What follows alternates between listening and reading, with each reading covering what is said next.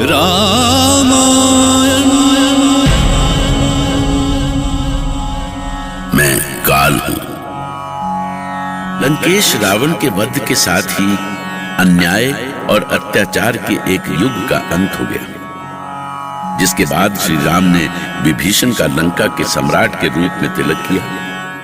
श्री राम की इस कृपा से रक्षेंद्र विभीषण अभिभूत हो गए और उन्होंने श्री राम से कुछ दिन लंका में ही निवास करने का आग्रह किया। किंतु श्री राम ने बड़ी ही विनम्रता पूर्वक कहा कि उनके अनुज भरत बहुत अधीरता से उनकी प्रतीक्षा कर रहे हैं, इसलिए उनके लिए शीघ्र अयोध्या लौटना बहुत ही आवश्यक है। विभीषण ने वानर सेना को वस्त्र और आभूषण भेंट किए और तब प्रसन्न वानर सेना जय जयकार करती हुई श्री राम के पास पहुंची। कौशलपति श्री राम की जय! जय! माता सीता की जय! जय! सुमित्रा नंदन लक्ष्मण की जय! जय! जय! आप सभी शांत हो जाए, शांत हो जाए। आप सब जानते ही हैं कि ये महान युद्ध बिना आप सबके सहयोग के जीता नहीं जा सकता था। इस युद्ध में जहां हमारे एक एक सैनिक की भूमिका रही है, वहीं हमारे कुशल सेनापतियों रक्षेंद्र विभीषण की भी महान भूमिका रही है। और आपके इस सहयोग और समर्पण से प्रसन्न होकर लंकापति विभीषण ने ही आप लोगों में ये भेंट दी है। लंकापति विभीषण की जय! जय! आप सभी ने इस युद्ध में मेरा साथ दिया। मेरे पास आभार प्रकट करने के लिए शब्द नहीं है। हमने इस युद्ध को जीतकर अधर्म पर विजय प्राप्त की है, अनीति और अत्याचार पर विजय प्राप्त की है। इतने दिन से अपना घर द्वार छोड़कर आप सब ने इस युद्ध के लिए कठिन श्रम किया है। इसलिए मैं चाहता हूं कि आप सभी अब अपने अपने घर लौट जाएं और अपनी थकान मिटाएं। नहीं प्रभु, अब हम आपको छोड़कर कहीं नहीं जाएंगे। हाँ प्रभु, आपने हमें इतना स्नेह दिया है कि आपसे बिछड़कर हम कहीं भी रह नहीं सकते। प्रभु, आप ही हमारे सर्वस्व है। आपके बिना हमारे जीवन का कोई अर्थ नहीं है। आप सबके घरों में आपके प्रियजन आप सभी की प्रतीक्षा कर रहे होंगे। विश्वास कीजिए, मैं कभी आप लोगों से अलग नहीं हो सकता। आप जब भी स्मरण करेंगे मुझे अपने पास ही पाएंगे। ठीक है प्रभु, अब हम आपके आदेश का पालन करेंगे। बस आपकी कृपा दृष्टि हम पर सदैव बनी रहे, यही हमारी प्रार्थना है। ऐसा ही होगा। प्रभु श्री राम की जय! जय! इस प्रकार वानर भालू सेना श्री राम की जय जयकार करती हुई लंका से चल पड़ी। श्री राम, लक्ष्मण और सीता बहुत ही बोझिल मन से इस समर्पित सेना को दूर जाते हुए देखते रहे। अब सुग्रीव सहित श्री राम के सेनापतियों के मन में ये प्रश्न उठ रहा था कि कहीं उन्हें भी श्री राम वापस जाने के लिए न कह दें। क्षमा करे प्रभु, अब हम सभी को एक ही भय लग रहा है कि कहीं आप हम सबको भी वापस जाने के लिए न कह दें। हम आपसे दूर रहकर नहीं जी सकेंगे प्रभु। किष्किंधापति सुग्रीव, आपने रीछपति जामवंत, पवन पुत्र हनुमान, नल, नील और अंगद जैसे योद्धाओं के साथ सीता की खोज से लेकर रावण के अंत तक जिस तरह निस्वार्थ होकर मेरा साथ दिया है, उसके लिए मैं आजीवन आपका आभारी रहूंगा। मैं आप सबसे कभी भी विलग नहीं होना चाहता, लेकिन मैं ये भी चाहता हूं कि आप सभी अपने अपने राज्य को नीति युक्त, धर्म युक्त और प्रजा के लिए सुखदायक बनाएं। मैं आपका आशय समझा नहीं प्रभु। सुग्रीव, अयोध्या से लेकर लंका तक की हमने जो यात्रा की है, उससे हम और भी बलशाली हुए।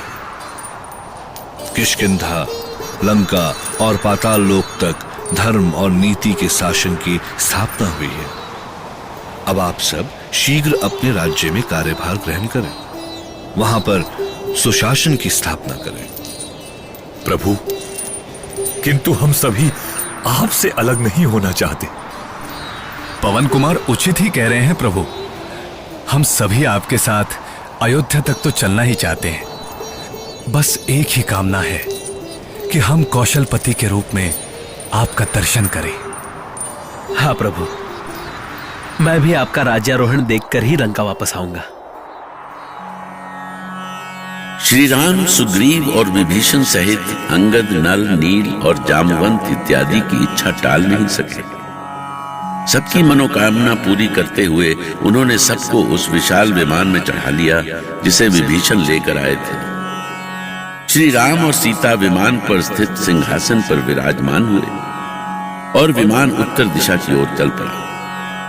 श्री राम ने मार्ग में वे सभी स्थान दिखाए जहां से होकर वे लंका तक पहुंचे थे। चलत विमान कोलाहल होई, जय रघुवीर कहे सब कोई।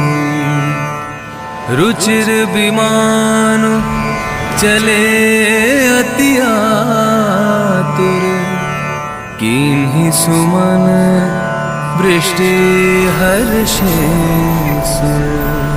देखो, त्रिकूट पर्वत के विशाल श्रृंग पर बनाई हुई लंकापुरी कितनी सुंदर लग रही है। पता है सीते, इस नगरी का निर्माण स्वयं विश्वकर्मा ने किया था।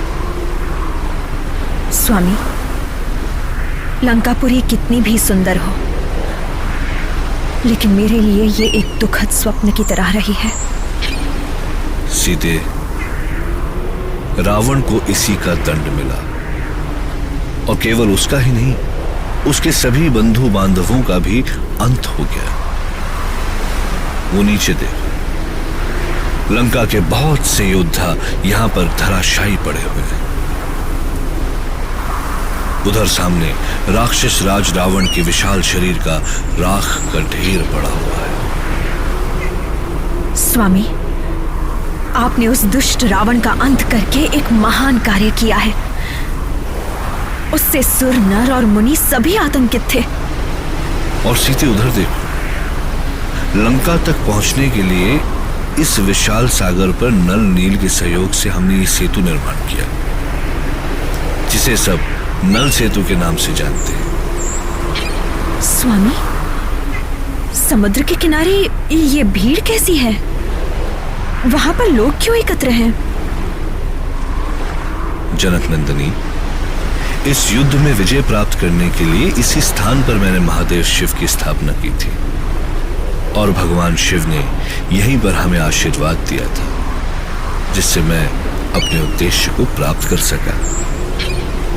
स्वामी, इस वनवास के पश्चात अब हमारा नया जीवन आरंभ हो रहा है। इसलिए मेरी कामना है कि मुझे भी महादेव शिव का आशीर्वाद प्राप्त हो। तुम्हारी मनोकामना अवश्य पूरी होगी सीते। हम महादेव शिव के दर्शन करने हेतु नीचे ही उतर रहे हैं। देवी सीता भी महादेव के दर्शन का मोह नहीं त्याग पाई।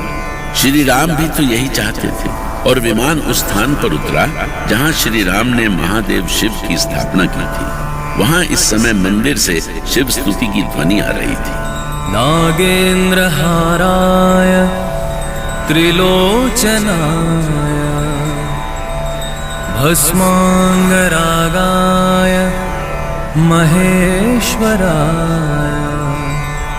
नित्याय शुद्धाय दिगंबराय तस्मै नकराय नमः शिवाय। देखिए प्रभु, देखिए, आपके द्वारा स्थापित शिवलिंग के दर्शन करने हेतु असंख्य दर्शनार्थी यहाँ पर एकत्र हैं। पवन पुत्र, यही तो महेश्वर शिव की विशेषता है। वे जन जन के देवता हैं, वे आदि देव हैं। उनके मन में छोटे बड़े का कोई भेदभाव नहीं रहता। वे न्याय के देवता हैं। जब तक व्यक्ति न्याय के पथ पर रहता है, शिव उसका साथ देते हैं, और जैसे ही वो पथभ्रष्ट होता है, शिव उसका साथ छोड़ देते हैं। क्षमा करें प्रभु, आज तक मैं इस बात का रहस्य नहीं समझ सका कि आप महेश्वर शिव के भक्त हैं या शिव आपके भक्त हैं। पवन पुत्र, आपके मन में ये प्रश्न क्यों आया? इसीलिए प्रभु कि महेश्वर शिव और आप कभी भी एक दूसरे के दर्शनों का अवसर नहीं छोड़ते। हनुमान, आदेश दे माते। कुछ रहस्यों को रहस्य ही रहने देना चाहिए। आपने उचित कहा माते। और इस तरह लंका पर विजय प्राप्त करने के पश्चात श्री राम ने अपने योद्धाओं और देवी सीता के साथ महेश्वर शिव के दर्शन किए। सेतु बंध के समय श्री राम द्वारा स्थापित शिव का ये स्थान सेतु बंध रामेश्वर के नाम से आज भी प्रसिद्ध है। शिव के दर्शन के पश्चात श्री राम का विमान किष्किंधा की ओर उड़ चला। रामाय